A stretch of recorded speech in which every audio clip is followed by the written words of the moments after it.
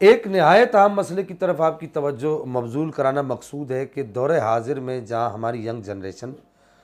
دیگر بہت ساری باتوں میں پریشانی کا شکار ہے، وہاں نبی پاک صلی اللہ تعالیٰ علیہ وبارک وسلم کے بعض خصائص وہ ہیں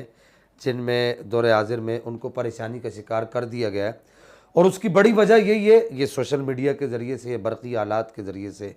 برقی ذرائع مواصلات کے ذریعے سے بچوں کے ایمان کو خراب کرنے کی کوشش کی جا رہی ہے۔ اب وہ اہم بات اور اہم مسئلہ کیا ہے کہ نبی پاک صلی اللہ تعالیٰ علیہ وبارک وسلم اللہ تعالیٰ کی عطا سے مختار کل ہیں۔ آپ صلی اللہ تعالیٰ علیہ وبارک وسلم جس کے لیے جو چاہے جس طرح چاہیں اس ارشاد فرما سکتے ہیں۔ یہ بخاری و مسلم کی متفق علیہ حدیث مبارکہ ہے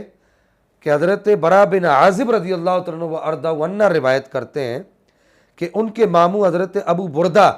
رضی اللہ عنہ و ارضہ عنہ نے نماز عید سے پہلے قربانی کر لی تھی، اور پھر وہ نبی پاک علیہ السلام کی بارگاہ میں حاضر ہوئے تو آپ صلی اللہ تعالیٰ علیہ وبارک وسلم نے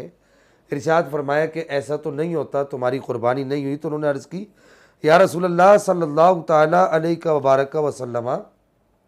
اب میرے پاس اور کوئی جانور بھی نہیں ہے، ایک 6 ماہ کا بکری کا بچہ ہے، اب میں کیا کروں؟ اب حدیث کے الفاظ سنیے۔ آپ علیہ السلام نے ارشاد فرمایا کہ اجعلھا مکانھا ولن تجزی عن احد بعدک، کہ تو ایسا کر کہ اسی کو قربانی کر دے،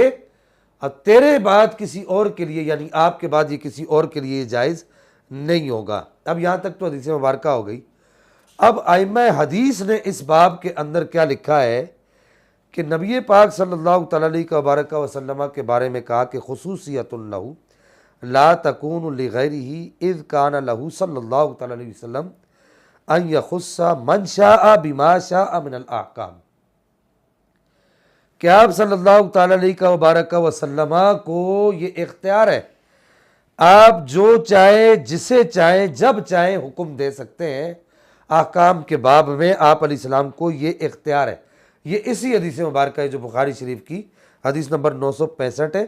اس کے تحت جو ہے ارشاد الساری سرح صحیح بخاری کے اندر یہ واضح طور پر یہ بات لکھی، اور پھر اس کے بعد امام قسطلانی کی مواہب اللدنیہ کے اندر یہ بات واضح طور پر لکھی ہے